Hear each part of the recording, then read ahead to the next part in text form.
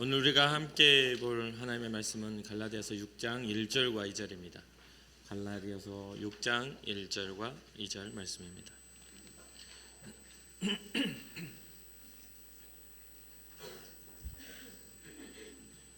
갈라디아서 6장 1절과 2절 말씀 우리 합독하도록 하겠습니다. 형제들아, 사람이 만일 무슨 범죄한 일이 들어가 나왔거든 신령한 너희는 온유한 심령으로 그러한 자를 바로잡고 너 자신을 살펴보아 너도 시험을 받을까 두려워하라. 너희가 짐을 서로 지라. 그리하여 그리스도의 법을 성취하라. 아멘. 요즘 교회가 가진 기능들에 대한 생각을 많이 하게 됩니다. 또 그런 묵상도 많이 하게 되고, 목회를 하다 보면 종종 교회가 해야 할 일에 대해서 물어보고 또 교회가 해야 할 일에 대해서 설명해야 하는 상황들이 생깁니다.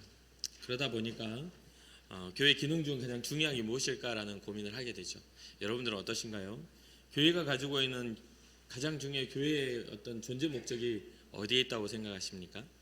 여러분들의 각자가 다양함 속에서 그것을, 어떤 사람은 교회가 구제를 해야 하고, 또 어떤 사람은 복음을 전하는 그런 복음 전하는 단체고, 또 어떤 사람은 또 여러 가지 이야기들이 있겠지만은, 성경에서 예수님께서 교회에 대해서 이야기를 하시면서 성전에 대해서 말씀하시면서 이렇게 말씀하십니다. 마가복음 11장 17절에 보면 이에 가르쳐 이르시되 기록된 바 내 집은 만민이 기도하는 집이라 칭함을 받으리라. 교회는 어떤 곳이라고요? 만민이 기도하는 집이다. 그러니까 교회의 존재 목적이 이 만민이 기도하는 곳이다라고 예수님이 말씀하시면서, 이 말씀은 이사야서 56장 7절의 말씀을 인용해서 우리에게 말씀해 주신 겁니다. 제자들에게 그때 이제 성전에서 물건 사고 파는 사람들의 그러한 가르칠 때 이제 말씀하신 내용이죠. 이사야서 56장 7절을 읽어드리면, 내가 곧 그들을 나의 성산으로 인도하여 기도하는 내 집에서 그들을 기쁘게 할 것이며 그들의 번제와 희생을 나의 제단에서 기꺼이 받게 되리니 이는 내 집은 만민이 기도하는 집이라 일컬음이 될 것임이라. 이사야를 통해서 하나님께서 어떻게 말씀하세요? 내 집은 만민이 기도하는 집이라 일컬음을 받게 될 거다. 그 말은 교회는 본질적으로 하나님을 만나는 곳입니다. 하나님을 만나는 그 모든 행위 중에 가장 우리가 적극적으로 할 수 있는 게 기도이죠. 교회의 본질이 상실되어 버리는 그 자리에는 하나님이 원하시지 않는 일들이 자리 잡게 됩니다. 그 말은 뭐냐면, 교회가 기도를 멈추게 되고 또 성도가 기도하지 않기 시작하면 하나님 뜻 가운데 살아갈 수도 없고 그 뜻을 발견할 수도 없다는 뜻입니다.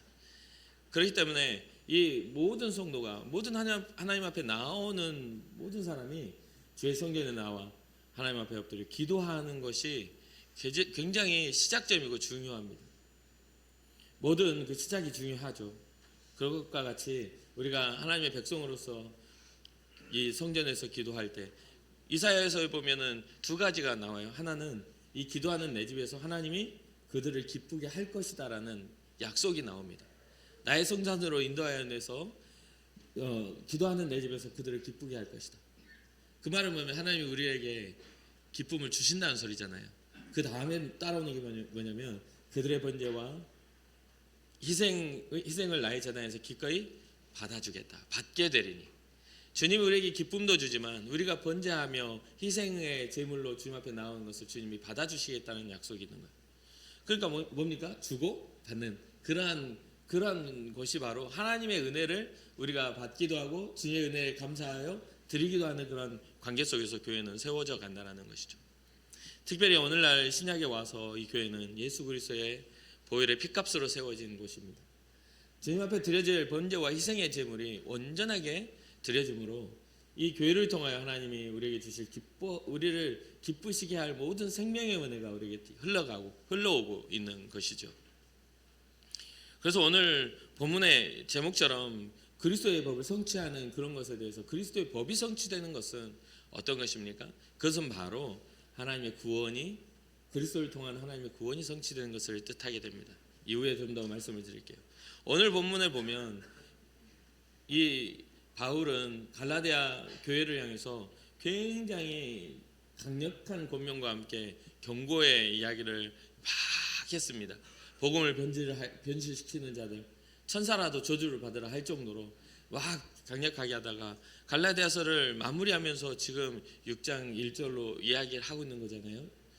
마무리하면서 뭐라 하냐면 형제와 자매 여러분, 이제 현대어 성경을 세번역으로 보면 형제 자매 여러분, 어떤 사람이 어떤 죄에 빠진 일이 드러나면 성령의 인도하심을 따라 사는 사람인 여러분은 온유한 마음으로 그런 사람을 바로잡아 주십시오라고. 우리에게 정말 필요한 것은 온유한 마음입니다. 온유한 마음은 누구의 마음입니까? 예수님의 마음이죠. 예수님의 마음을 닮은 우리가 되어야 할 때, 예수님의 마음을 담고 그 온유함을 소유할 때 우리는 하나님의 사랑의 일을 열매 맺을 수 있는 것이죠. 또 하나님의 사랑에 대해서도 깊이 이해할 수가 있는 것이고요. 그 마음을 우리에게 주님의 마음을 담고 그 마음을 소유할 때 우리는 또 주님이 짊어지고 가셨던 멍에를 우리가 또 짊어질 수가 있어요. 시편 25편 9절을 보면 온유한 자를 정의로 지도하시며 온유한 자에게 그의 도를 가르치시리로다. 하나님이 온유한 자를 하나님의 정의로 지도하고 그 온유한 자에게 하나님의 도를 가르쳐 주신다는 그러한 말씀을 한단 말이죠. 왜 그렇죠? 이 온유하다는 것은 부드럽다는 뜻이에요. 하나님의 말씀을 들을 때 부드럽게 들어야 돼요. 막 격하게 맞습니까? 정말이에요? 믿을 수 없습니다. 이러한 어떤 마음이 아니라 하나님이 내게 그렇게 하실 줄로 믿습니다. 부드러운 마음으로 그것에 대해서 받아들이고 수용해야만 그것이 깨달아지고 알게 되는 것이죠. 하나님은 그런 온유한 자를 정의로 지도하실 것이며 온유한 마음으로 주님 앞에 나온 사람들에게 하나님의 도를 가르쳐 주실 것입니다. 여러분과 제가 그렇게 되기를 주님의 이름으로 축복합니다. 또 누군가가 어떤 잘못을 본문처럼 죄를 지었다라는 게 밝게 드러나면 이 죄에 대해서 우리가 눈 감고 모른 척하자는 이야기가 아니라 신령한 그런 우리는 온유한 마음으로 그를 바로잡아 주는 것에 먼저 세워져야 하겠죠. 바로잡아 준다는 것은 잘못을 지적하는 것이기도 합니다. 그러나 그 지적이 상처를 입히기 위한 목적이 아니라 그가 다시 새롭게 변화되어 일어설 수 있는 목적을 가져야 되는 것이죠. 모른 척하고 죄 아닌 척하고 이렇게 하라는 이야기가 아니에요.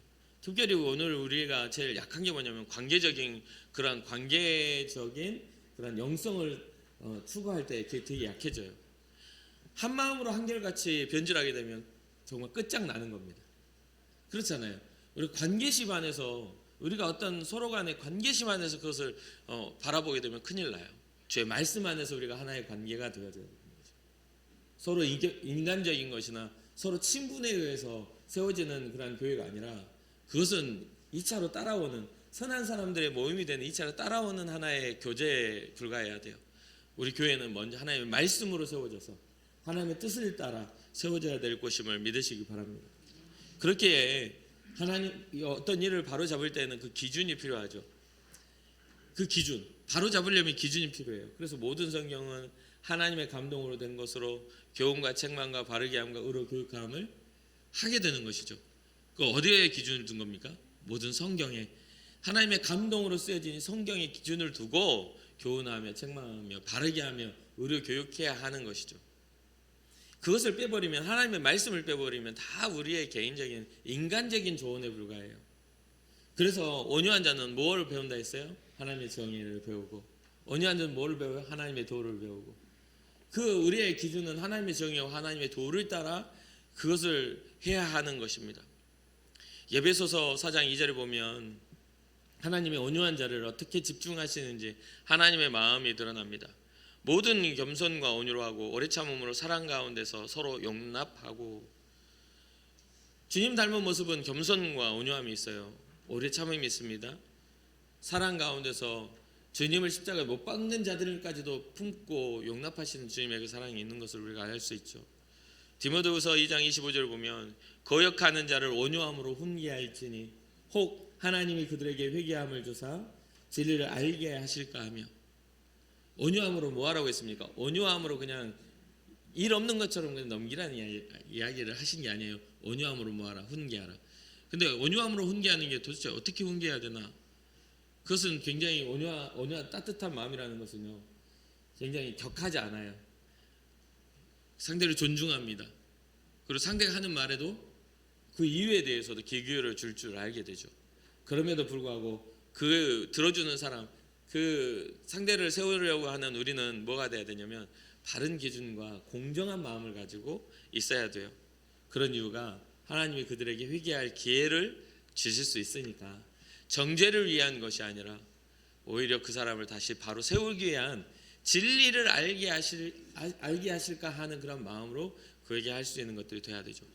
베드로전서 3장 4절을 보면 오직 마음에 숨은 사람을, 우리 마음속에 감추어진 숨겨져 있는 사람을 온유하고 안정한 심령에 썩지 아니할 것으로 하라라고 이야기합니다. 우리의 마음속에 우리의 본질적인 기질이 있겠지만 그보다 더 근본적인 하나님의 은혜가, 성령의 역사가 우리로 하여금 온유하고 안정한 심령이 썩지 아니할 것으로 가득 채워지기를 주님의 이름으로 축복합니다. 이게 바로 하나님 앞에 값진 것이니라라고 이야기해 주고 있어요. 그러면서 이제 바울은 뭐라고 합니까?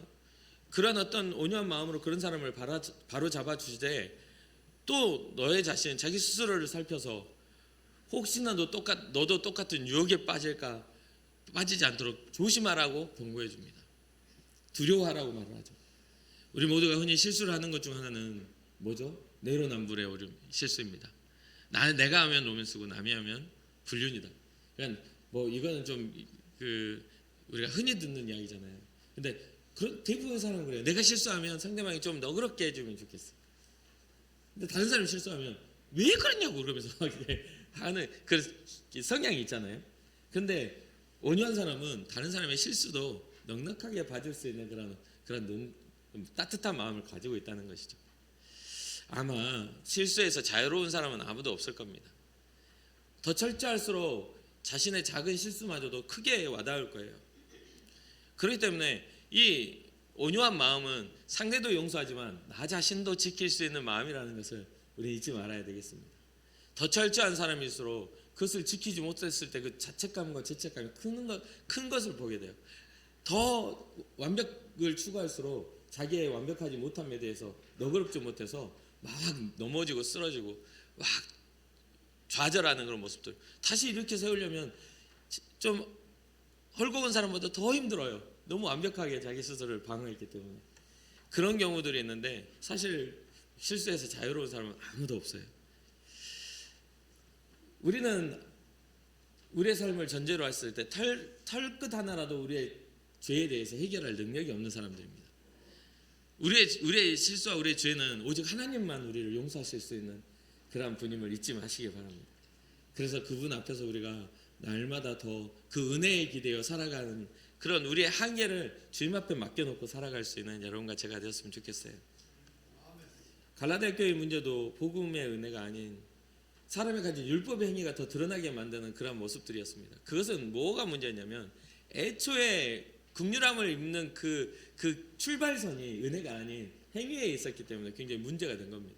처음에 갈라디아 교회가 세워질 때는 복음 안에서 세워졌는데 그 사이에 그 율법주의자들이 틈탐으로 인해서 하나님의 은혜는 없어지고 또 우리의 노력과 우리의 어떤 그런 대가 지불에 의한 것으로, 우리의 어떤 대가 지불에 의한 것으로, 신앙자의 대가 지불에 의한 것으로 변질됐다는 거죠. 그러나 털억 하나라도 스스로 죄를 해결할 수 있는 사람은 아무도 없습니다. 오직 죄의 심판은 하나님께 있음을 기억하고 행위로 돌아가 버리지 않는 은혜 안에 거하는 여러분과 제가 되기를 주님의 이름으로 축복합니다. 여러분은 어떻습니까? 여러분 더 열심히 해야 더 사랑받는 그런 부담감을 혹시 짊어지고 있지는 않습니까? 근데 그렇지 않아요. 이미 사랑받은 상태에서 우리가 하는 열심은 당연히 주께 드리는 우리의 사랑입니다. 그게 굉장히 중요한 거예요. 어떤 큰 노력을 하지 않아도 자녀는 사랑받게 돼 있어요.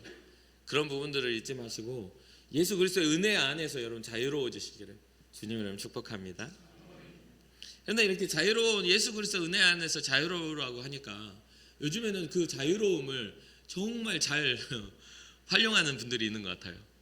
죄를 지으면서도 이제는 그리스도 예수 안에서 다 해결된 죄의 문제니까 이제 내가 언제든 용서받을 수 있다라는 생각으로 그냥 마음껏 죄를 짓는 분들이 또 생겨지더라고요.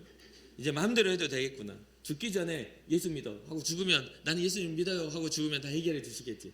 그런 얄팍한 생각을 가지고 예수님을 믿는 분들도 있어요. 그러나 그렇게 생각하면 절대로 안 됩니다. 분명하게 말씀드리지만 이 자유는 주 안에서 우리에게 주시는 이 자유는 구원에 대한 우리의 생명의 근원에 대한 그 자유입니다. 우리를 넘어지게 만드는 것은 이 근원을 흔들게 만드는 것은 성경이 뭐라고 이렇게요? 세상으로부터 오는 정욕, 세상으로부터 오는 쾌락, 하나님 없이 지어지는 사라지는 모든 것들, 하나님의 말씀을 무시하고 사는 것들, 이런 것들은 다 세상으로부터 오는 것들은 우리의 이 자유를 빼앗아가려는 그러한 그 자유입니다. 하나님이 없는 자유에 대해서 우리는 거절하고 우리를 자연스럽게 넘어지게 만들려는 모든 의도를 우리가 간파해야만 되는 거예요. 여러분 주님 없는데도 잘 되면 그때는 기도할 때입니다. 이게 큰일 나는 거예요. 그러니까 여러분 이런 것들이 잘못 해석이 되면 마찬가지 아니겠습니까? 앞에 있는 이 목회자도 마음대로 해도 되겠구나 하면은 뭘 못하겠어요. 그렇잖아요. 다 용서받았으니까 내 마음대로 살아야지 해버리면 그거는 목회자답지 못한 거죠. 주님이 이곳에 세우실 때에는 하나님의 거룩함을 따라 주님 닮은 거룩함과 겸손과 온유로 이 길을 걸어가라고, 주님 닮은 모습으로 십자가를 불편한 십자가를 짊어지더라도 가라고 여기에 세우신 건데, 그것을 잘못 해석하고 잘못 적용해버리면 너무나 부자연스러운 일들이 일어나게 되는 거죠. 가끔은 주 안에서 살아가는 사람들이 주 안에서 정말 기도와 또 하나님을 향한 그런 깨달음으로 걸어야 하는데 술 취함으로 비틀거리는 그런 삶을 사는 분들도 있어요. 이것은 절대로 하나님의 자녀다운 삶이 아닙니다. 성적인 유혹에도 자연스럽게 넘어지는 것도 절대로 하나님의 뜻이 아닙니다. 죄의 가능성은 우리 모두에게 있기 때문에 우리 자신을 살펴보아서 죄가 가진 그러한 권세와 영향으로부터 우리가 벗어나는 것이, 죄가 우리를 억누르고 죄가 우리를 얽매게 만드는 그런 것에서부터 우리가 자유롭게 되는 것이 진정한 은혜임을 기억하시며 여러분들의 삶의 죄에 대한 경계를 하시기를 주님의 이름으로 축복합니다. 그럼 어떻게 경계해야 됩니까? 예수님께서 마태복음 26장 41절에 이렇게 말씀하세요. 시험에 들지 않게 깨어서 기도하라. 마음에는 원이로되 육신이 약하도다. 뭐예요? 우리는 마음으로는 얼마든지 생각할 수 있어요. 그러나 육신이 약해요. 마음으로는 얼마든지 믿는다고 말하지만 우리 육신은 자꾸 죄의 그 권세로 이끌려 가거든요. 그러려면 그런 어떤 것들을 이기려면 시험에 들지 않게 깨어서 기도하라고 말씀해 주시는 것을 보게 됩니다. 예수님이 가르쳐 주신 주기도문의 마지막 부분도 여러분 기억하실 겁니다. 우리를 시험에 들게 하지 마시옵고 다만 악에서 구하시옵소서. 예수님이 가르쳐 주신 기도 안에서도 우리를 시험에 들게 하지 마시고 악에서 구하여 주십시오. 여기는 이것은 주체가 누구입니까? 우리를 구원하실 분은 하나님이시라는 거예요. 하나님이 우리를 악한 것에서부터 구하실 분이라는 것을 잊지 말아야 돼요. 그러니까 우리의 힘으로 누가 세상에서 좀 더 권세가 있고 부요함이 있고 뭔가 자신감 있고 한다고 해가지고 죄를 이길 권세를 가진 건 아니에요. 오직 죄는 예수 그리스도의 보혈로만 이겨지는 것임을 잊지 마시길 바랍니다. 그렇기에 자기 스스로를 잘 살펴가서 어디에 빠지지 않도록 조심하라고요? 유혹에 빠지지 않도록 조심하라. 죄에 빠지지 않도록 조심하라. 누군가가 죄에 빠져 있는 것들을 보고 온유함으로 그를 바로 세워야 할 이유는 우리도 그 죄의 가능성 속에 있기 때문에 그를 너무나 세게 정죄하면 그 정죄가 결국은 어쩔 때 내가 부족할 때 내게 다시 돌아올 수밖에 없는 잣대가 된다는 것을 잊지 말라는 이야기죠. 그러니까 죄의 유혹에 빠지지 않도록 너 자신을 살펴 조심하라. 그러면서 이제 오늘 2절에 뭐라고 하십니까? 서로의 약함을 인정하고 서로의 짐을 대신 지라고 말씀해 주셔요. 그 말은 뭐냐면 하나님이 우리를 만드시고 이 땅에 우리의 삶을 주실 때에는 공동체라는 그런 작은 단위의 가족 공동체부터 해서 사회적 공동체라는 공동체를 주신 이유는 우리는 개인 혼자 사는 존재로 만들어 놓으신 게 아니에요. 혼자 처한 것이 안타까워서 아담에게 하와를 만들어 주신 그러한 것처럼 이 가족 단위의 사회를 주시고 또 그거 무리 단위의 그런 어떤 우리의 관계를 주신 거잖아요. 그러니까 이 안에서 우리가 선한 것들을 이루어 가야만 하는 것입니다. 서로를 인정하고 서로를 또 돌아보며 서로의 짐을 대신 져줄 수 있는 공동체가 건강한 공동체라는 걸 잊지 마시기 바랍니다. 그래서 누군가가 아파할 때 함께 기도해 줄 수 있는 마음이 있기를 주님의 이름으로 축복합니다. 내가 어떤 분들은 그렇게 생각해요. 내가 힘들 때는 뭐 신경도 안 쓰는데 내가 뭘 저 사람한테 해? 라고 이렇게 말씀하시는 분들이 가끔 종종 있어요. 그런 분들이 있어요. 그러면 처음 우리가 은혜를 받았던 때를 생각해야죠. 우리가 주님께 뭔가를 해드리기 전에 주님 우리를 사랑하신 거잖아요. 우리가 뭔가 주님께 가치 있는 걸 드리기 전에 주님 우리에게 생명을 주신 거 아닙니까? 그러니까 이미 우리가 갚아야 될 빚은 사람과 사람의 빚이 아니라 주님께 받은 그 사랑의 빚을 갚아야 하는 거예요. 성경은 그렇게 이야기하고 있어요. 너희가 서로 사랑의 빚 외에 다른 것을 지지 마라. 서로를 사랑하는 것 외에 다른 사랑의 빚 외에는 다른 걸 지지 마라. 그 이유는 뭡니까? 그 원초적인 그런 우리가 이 진 빚은 사람과 사람 관계 안에 한 게 아니라 주님이 우리에게 전적인 은혜를 주신 그 사랑의 빚을 졌기에 우리로 하여금 세상을 향하여 사랑의 그 예수 그리스도의 사랑을 전하라고 말씀하시는 거 아니겠어요? 그러니까 그러한 마음에서 우리의 삶 속에서 혹시나 어떤 상황과 환경 때문에 문제가 심각해지고 오해가 쌓이고 여러 가지 다툼의 이유가 생겨난다 할지라도 주님의 사랑 가지고 그것을 이겨내고 또 그런 갈등에서 벗어나 하나님의 영광을 나타내는 그러한 평안의 연합을 이루는 여러분과 제가 되기를 바라봅니다.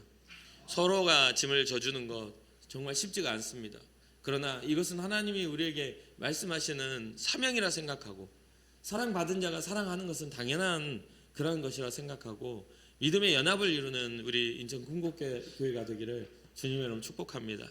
더 나아가 여러분들이 사는 직장에서도 또 때로는 학교를 다니는 학생들이면 학교에서도 또 여러 가정에서도 소중한 관계 안에서 신앙을 지키기 위해서 여러분들이 신앙을 지키기 위해서 포기해야 하는 짐들이 있어요. 또 신앙을 지키기 위해서 짊어져야 하는 짐이 있어요. 무슨 말인지 아시겠죠? 그런 것들을 여러분 잘 판단하시고 잘 여러분들이 지혜롭게 바라보셔서 오직 예수 그리스도가 우리에게 주시는 큰 은혜임을 기억하고 세상에 지지 마시기를 주님으로 축복합니다. 환경에 지지 말기를 바랍니다. 마귀가 우리의 마음을 절망하게 만드는 절망의 씨앗을 심을 때 여러분 거절하시기를 바랍니다. 우리 예수 그리스도로 인하여 우리는 능히 이겨낼 수 있다라는 믿음의 담대한 그러한 선포가 일어나기를 주님의 이름으로 축복합니다. 주님이 우리를 용납하신 것 같이 우리가 서로 용납하고 주님의 이름으로 서로 사랑하는 그러한 공동체, 이러한 공동체가 되었을 때 우리는 그리스도의 법을 성취해 나가는 공동체라고 할 수 있겠습니다. 바울은 서로를 돌아보며 그리스도의 법을 성취하라고 말합니다. 그리스도의 법은 우리가 잘 알다시피 아까 말씀드렸다시피 그리스도의 법은 구원의 법입니다. 우리가 오늘날 믿는 신앙의 핵심이기도 하죠. 그 법이 성취된다는 말은 우리에게 구원이 성취된다는 말과 동일합니다. 로마서 8장을 통해 이 그리스도의 법에 대해서 이렇게 설명합니다. 이는 그리스도 예수 안에 있는 생명의 성령의 법이 죄와 사망의 법에서 너를 해방하였습니다. 뭐가 뭐를 해방해요? 생명의 성령의 법이 죄와 사망의 법에서 우리를 해방하였다. 우리가 성취해야 될 법은요, 생명의 성령의 법입니다. 죄와 사망의 법이 아니에요. 주님이 우리에게 성취할 법은 진정한 자유의 법입니다. 다시 죄의 멍에를 짊어지고 죄의 종으로 살아갈 그런 법이 아니에요. 그러니까 그런 것들에 대해서 우리는 온전히 그리스도의 법을 성취한다는 것은 생명의 성령의 법이 우리의 관계를 사로잡는 것을 의미해요. 서로 짐을 짊어진다는 것은 이해관계 속에서 내가 하나 줬으니 네가 하나 줘, 이런 관계가 아니에요. 그 안에 생명의 성령의 법이 우리의 모든 우리의 해야 할 일의 대가, 삶의 대가를 이미 지불하였기에 우리는 그것을 짊어지고 그것을 행하며 살아가면 되는 것이죠. 로마서 8장 11절, 예수를 죽은 자 가운데서 살리신 이의 영이 너희 안에 거하시면 그리스도 예수를 죽은 자 가운데서 살리신 이가 너희 안에 거하시는 그 영으로 말미암아 너희 죽을 몸도 살리시리라. 우리 주님의 성령의 생명의 법이 성령의 생명의 법이 우리 안에 거하게 되면 죽을 우리를 살리시겠다라는 약속이죠. 이것을 꼭 잊지 마시고 여러분 관계와 삶의 현장 속에서 그리스도의 법을 성취하는 일에 쓰임 받으시기를 주님 여러분 축복합니다. 그래 오늘 여러분들 가정 안에서도 좀 더 가치를 가진 자다운 표현과 눈빛과 삶을 보여주시기 바랍니다. 정말 사랑하는 모습으로 가정을 위해 기도하고 정말 사랑하는 모습으로 여러분 직장에 믿지 않는 사람들을 긍휼히 여기며 기도하고 정말 사랑하는 모습으로 여러분들의 자녀들을 위해서 기도하고 또 여러분들의 관계 안에서 여러분들이 만나고 또 관계를 맺고 살아가는 모든 사람들을 위해서 예수 그리스도의 생명의 성령의 법이 성취되는 여러분과 제가 되기를 주님 여러분 축복합니다. 여러분들의 삶에 있어서 두려움을 극복하는 은혜가 있기를 바랍니다. 스스로가 가진 그런 죄의 부끄러움에 자신을 감추려고 하지 마시고요. 오히려 여러분 스스로도 용서하시고 구하시는 하나님 앞에 예수 그리스도의 보혈 앞에 그걸 다 내려놓고 하나님 앞에 하나님이 우리에게 원하시는 그 뜻이 무엇인지를 그 온유한 마음으로 주님 말씀하시면 내가 그 말씀대로 가겠습니다라는 그런 마음으로 주의 정의와 주의 도를 배워서 여러분들의 삶을 통해 예수 그리스도의 복음이 새롭게 또 능력 있게 뻗어나갈 수 있는 은혜가 있기를 바라고 끝으로 서로를 돌아보는 믿음의 공동체 안에서 우리가 더욱더 든든하게 이 시대의 인천 금곡교회가 성도들이 교회를 떠나는 시대 많은 사람들이 믿음을 상실한 시대라고 일컬어진 이 시대에 이 교회 우리 믿음의 공동체는 성령께서 일하시는 교회 하나님이 우리의 관계를 아름답게 세워가시는 교회로 그런 소문나는 교회가 되기를 주님의 이름으로 축복합니다.